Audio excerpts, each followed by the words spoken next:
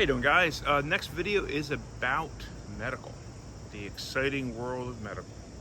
I know I kind of parrot this and say it over and over and over again on the channel, but I can't stress enough to you how important it is to be able to have the things with you that could potentially save a life.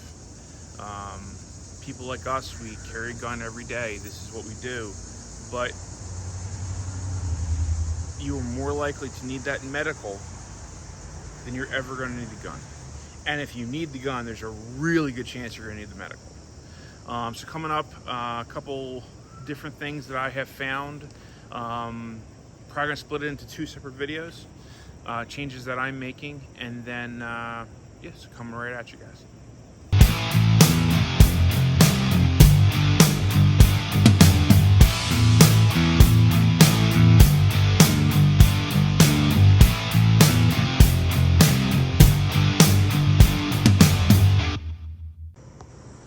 All right, guys, so here we go. So up until recently, this has been the kit that rides in my car, and it's not leaving the car, but I think my philosophy of use is going to change.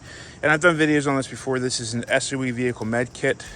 I run 3 Gen 4 Recon tourniquets across the front, and then 3 RATS tourniquets across the front with shears. And then when you pop this bad boy open, gloves, for this is that self-adhesive bandaging, some Izzies, some more Izzies. There's also an H bandage in here. I've got some decomp needles either side, brake lights, NPAs, just rolled gauze, marker. There's chest seals in here as well, right here. Yeah, so I mean, like, this is set up that if there was a rollover wreck in front of me, I'm grabbing this and going. But here's the thing. I know what that is. I know where that is. It's attached to my headrest, so I always know where it is. If I were to roll over in a wreck, I still know where it is. Great. But if I were to send someone to the back of my car, they may not know where it is. And that's the point of this video, and that's the point of the change. So a while ago, Jerry and Kayla at Tech Response did a video talking about your cool guy color medical pack sucks. And they're 100% correct. So this is something that I got off of eBay. The guy, I don't think the guy really knew what he had. So this is a Chinook medical bag. It is a really, really neat design, and it likely will wind up in the wife's car because it's pretty small and compact. But it is pretty well packed as far as stuff that's in here. If I can get the damn zipper to want to undo for me. Hooded zipper sucks, guys. Hold on one second. And like magic, we're back. Okay, so basically it's a nice design inside. You have a center divider that's velcroed in. You can take this out if you want to. It's got a good area here for decomps, markers, NPAs, anything quick grab with the elastic. It's got shock cord pouches here. Came with all this stuff. Like I said, the guy didn't know what he had. In here's a giant Izzy, a bunch of decompressed gauze. In the back here, it's got an area, I think you can kind of see in there, for maybe smaller items. And then it mirrors the same thing on the other side. And then it's got this clear area here where you can see through. Came with a bunch of rescue blankets, and again, another area back here. But again, I know what this is. I know what this is. Anyone that's had medical training knows what this is. If they were to see this on there, or more than likely, quite literally, I'm going to get some spray paint and do a big red cross on the front of it. You know what this is. By the way, hooded zippers, a great idea to keep it waterproof. They suck when you have to go in quick with them, sometimes. Anyway, so this is a medical bag. Anyone with training knows what that is. Anyone with training knows what that is. But what if I have to send a 12-year-old to the back of my car and I tell them, get the medical bag? That's where this comes into play. This is something I just recently got off of Amazon. I thought it was a really good deal. It is big. It is red. And it is going to live by the back door of my vehicle. Anyone, and I do mean anyone, should be able to see that and know that's a medical bag. That's what he's talking about. So I'm going to go into, I'm going to pause this. I'm going to go into detail, get it opened up, and kind of go over everything that I'm going to do with it, and kind of explain what's going on out here too. All right, coming right up. All right, so got all the zippers undone so I don't look like a retard on screen. You know, not like I do normally. So what do I have outside here? So I've got 3 tourniquets that are mounted by shock cord. I'm going to cut these offshore, kind of clean this up a little bit. And they have this there's a material called Tigris, which is, you can kind of see it right there. It's like a laminate material. And there's a company called Coltac that produces this. And basically it goes under the molly, locks into the molly, and then the shock cord goes around from there. So these can get torn off easily enough, but the mount stays behind. It doesn't tear at the molly or anything like that. So that's what this is. This is a product by Commodore Training. This is their litter carrier. There wasn't quite enough molly to get it mounted as well as I would like, but it's on there pretty good. And basically, you rip this open, and what is in there currently and what he sized it for is Recon Medical made a small litter. Not a small litter, but a fabric litter. And it has, nylon carry handles and everything else. There's a video I think I did out on this already. This is so if someone needs to get carried, it's there. You can improvise it, but why if you don't have to? This is my gauze dispenser. I have been trying to figure out where to actually mount it. It is going to be mounted to this bag. I just don't know yet how I'm going to do it, but it is going to be mounted with this bag. This is an area, I guess, for an ID tag. What I put in here is a Right in the Rain notebook and pen and a Sharpie. Fit perfectly in there. This is just a pair of shears. Nothing really special there.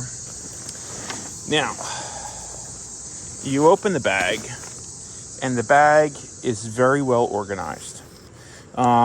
This area here is a large zippered compartment.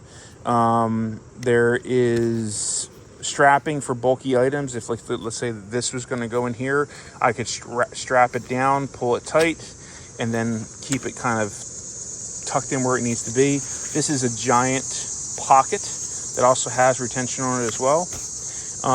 This is a mesh front here, and then it's got a removable pouch behind it. Same thing, mesh front here, movable pouch.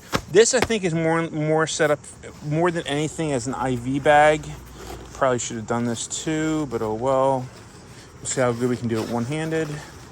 Not terrible. Just the best production values out there. What can I tell you? I think the idea of this is mainly set up as an IV bag. It is padded, so there's padding here on the outside of it. I think that's the intention of this, so I think that's what I'm going to use it for. I do have fluids, and I also carry IV kits, and I am trained on how to use it. So there's that. Prepared Patriot. Go get some training. And then in the back, there's an area here for more items and that there. Okay. And then you have the other area for the bag. So it's basically a clamshell with 2 sides. You've got some more mesh pockets so you can see what's in there, which I think is a great idea. I have to say, this seems like the cheapest part of the bag. It was about $100, and I still think it's good value for what you get. You have another zippered area here that is kind of short right there. And then you have these like storage pockets here. So again, it's a really well designed, laid out bag. Honestly, it should have been much more than $100, but I'm sure it's made in China, and that's the reason why it's cheaper. But the point is, this is what's going to be in the back of the car. And the reason is because if I tell a 12-year-old, hey, go get me my medical bag, that's a medical bag. It's red. So that's kind of the point of this, is that, yes, anyone with training is going to know what that is. You're going to see a tourniquet and say medical bag. And by the way, this is still going to ride on my headrest, regardless. Anyone that has training is going to see this and say, that's a medical bag. Especially once I'm done drawing a giant red cross on it. But I could send a 12-year-old to the back of my car to get this, and they'll know that's a medical bag.